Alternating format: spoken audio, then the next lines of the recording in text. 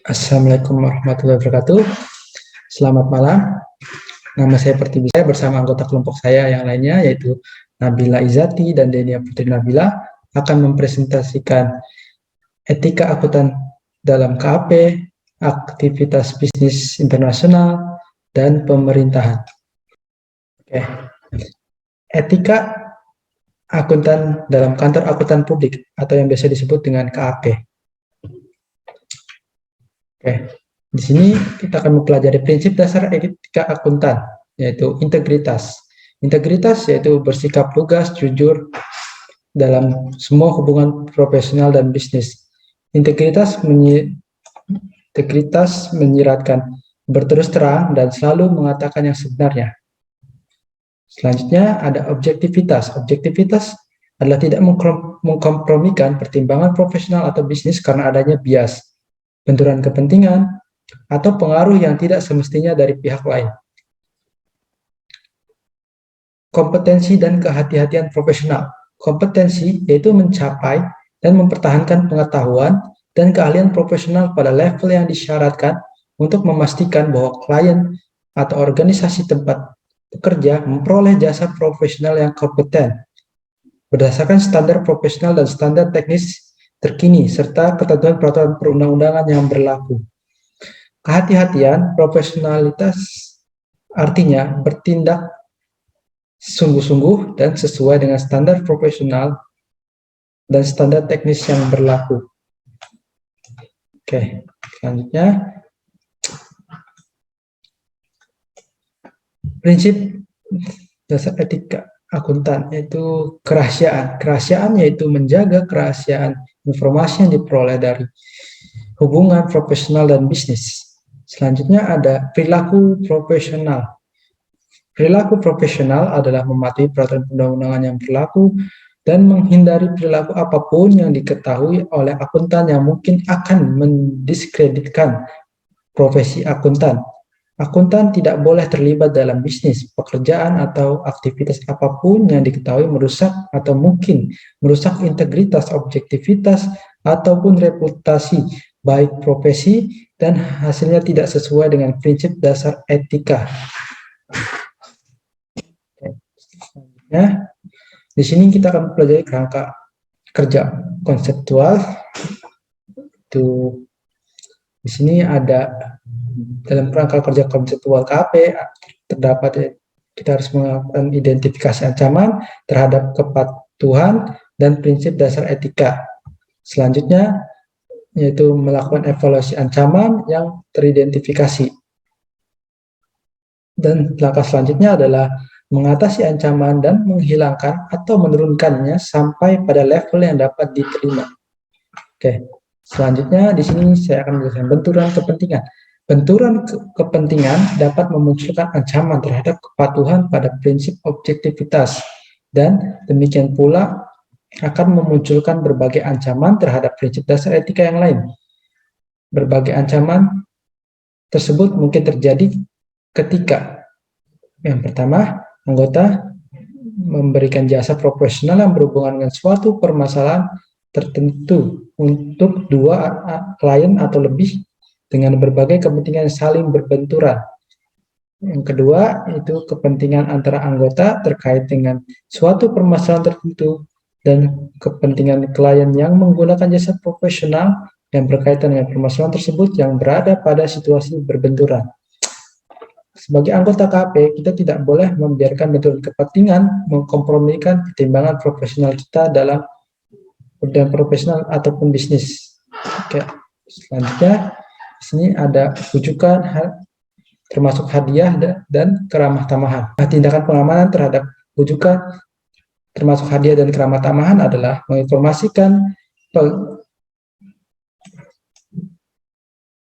mengenai penawaran kepada kantor akuntan atau pihak yang bertanggung jawab atas tata kelola klien, mengubah atau menghentikan hubungan bisnis dengan klien, bersifat transparan kepada manajemen senior dari kantor akuntan atau klien, mencatat dalam catatan yang dipantau oleh manajemen senior kantor atau bertanggung jawab kebutuhan etika atau yang dikelola klien, menugaskan penelaah yang tepat, yang tidak terlibat dalam pemberian jasa profesional, mendonasikan dan mengungkapkan pemberian donasi ke manajemen senior, kantor akuntan, atau individu yang menawarkan rujukan tersebut, mengganti atau mengembalikan rujukan yang diterima.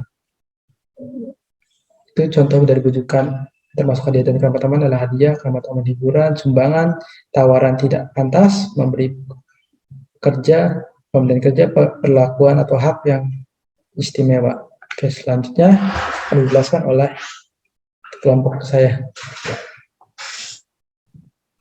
Oke.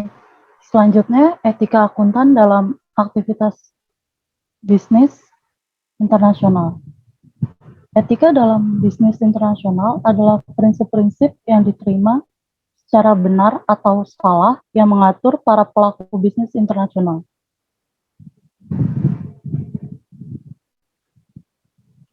Selanjutnya, isu-isu etis dalam bisnis internasional. Dalam penerapan etika, para akuntan biasanya menemui masalah-masalah untuk penerapan etika ini di luar negeri. Yang pertama adalah praktik kerja. Praktik kerja berhubungan langsung dengan jam kerja karyawan. Biasanya standar jam kerja yang diterapkan oleh sebuah negara akan berbeda dengan negara lainnya. Dan jika sebuah negara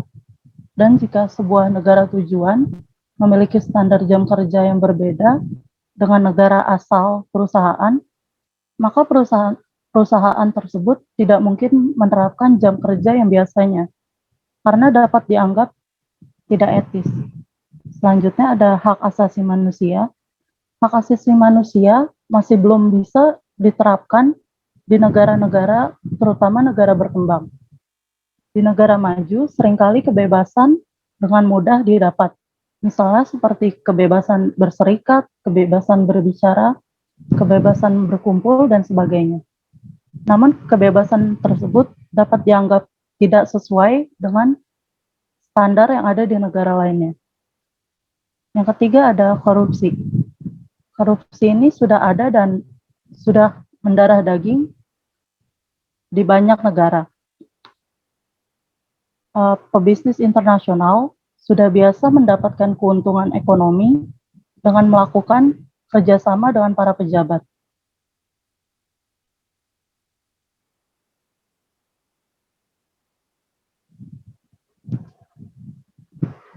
Yang keempat adalah pencemaran lingkungan. Hal ini biasanya muncul ketika peraturan lingkungan di negara tujuan lebih rendah dibandingkan negara asal.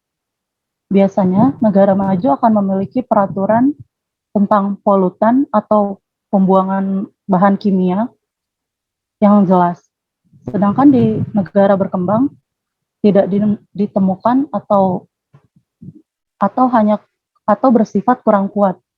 Sehingga biasanya perusahaan internasional akan menghasilkan polusi lebih tinggi dari yang diizinkan oleh negara tujuannya.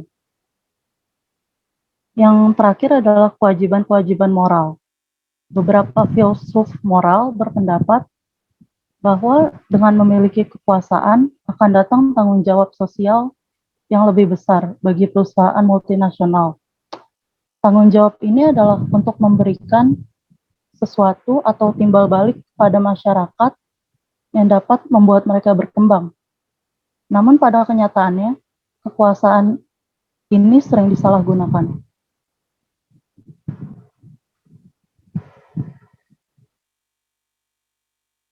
Selanjutnya ada dilema-dilema etis yang dihadapi akuntan.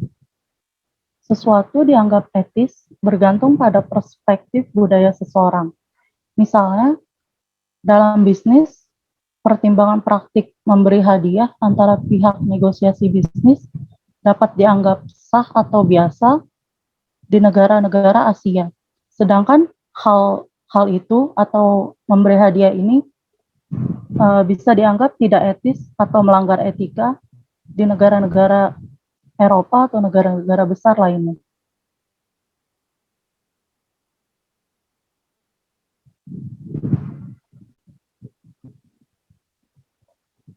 Selanjutnya, akar dari perilaku tidak etis. Perilaku tidak etis ini dapat disebabkan oleh 5 hal. Yang pertama ada etika pribadi, budaya organisasi, kepemimpinan, proses pengambilan keputusan, dan harapan kinerja yang tidak realistis. Etika pribadi artinya etika yang dimiliki setiap orang berbeda-beda atau pemikiran setiap orang pastinya berbeda. Orang yang memiliki etika yang kuat sudah terbiasa akan melakukan hal yang benar. Selanjutnya, budaya organisasi. Budaya organisasi atau iklim perusahaan, setiap perusahaan berbeda. Budaya yang tidak kondusif akan menyebabkan pelanggaran-pelanggaran etika di dalamnya. Selanjutnya ada kepemimpinan. Seorang pemimpin yang dapat menjalankan tugasnya dengan baik akan menjadikan anak buahnya lebih beretika atau dapat melakukan hal-hal yang dianggap benar di dalam masyarakat. Selanjutnya ada proses pengambilan keputusan. Dalam hal ini, kebanyakan pemimpin tidak sadar bahwa keputusan yang diambil dapat berdampak buruk pada perusahaan. Dan yang terakhir ada harapan kinerja yang tidak realistis.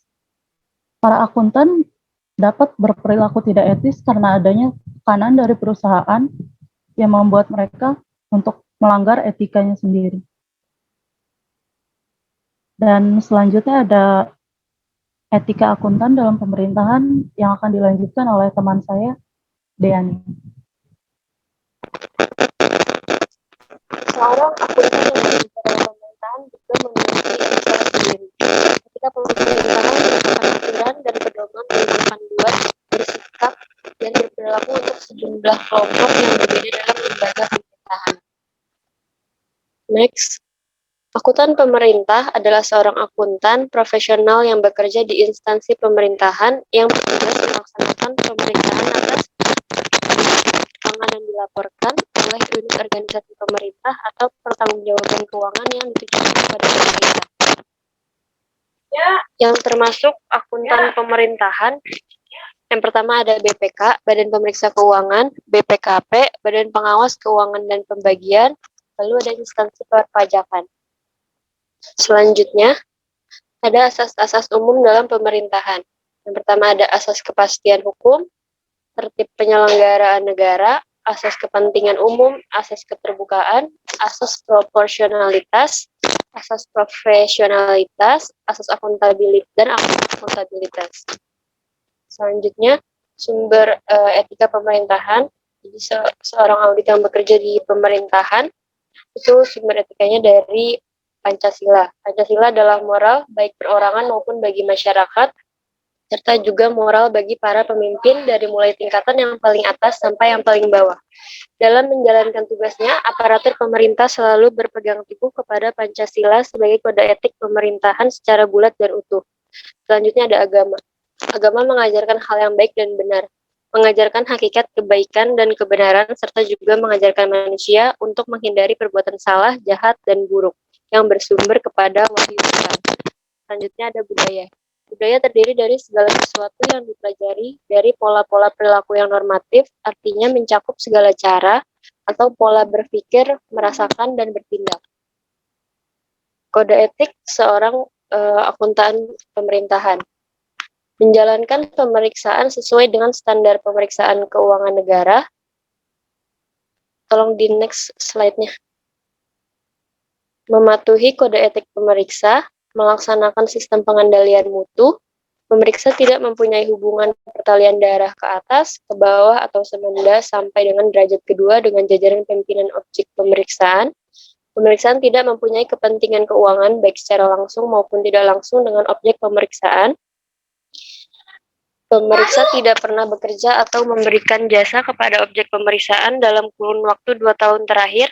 Pemeriksa tidak mempunyai hubungan kerjasama dengan objek pemeriksaan.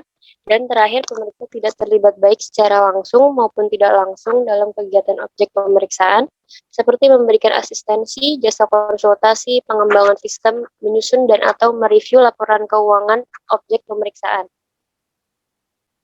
Selanjutnya, ada masalah-masalah yang biasa terjadi di dalam pemerintahan yang melanggar etika akuntan pemerintah. Yang pertama ada korupsi. Korupsi adalah penyalahgunaan kekuasaan atau kedudukan publik untuk kepentingan pribadi. Lalu ada kolusi, kesepakatan dua belah pihak atau lebih secara tersembunyi dan tidak jujur serta melawan hukum untuk melancarkan usaha salah satu pihak.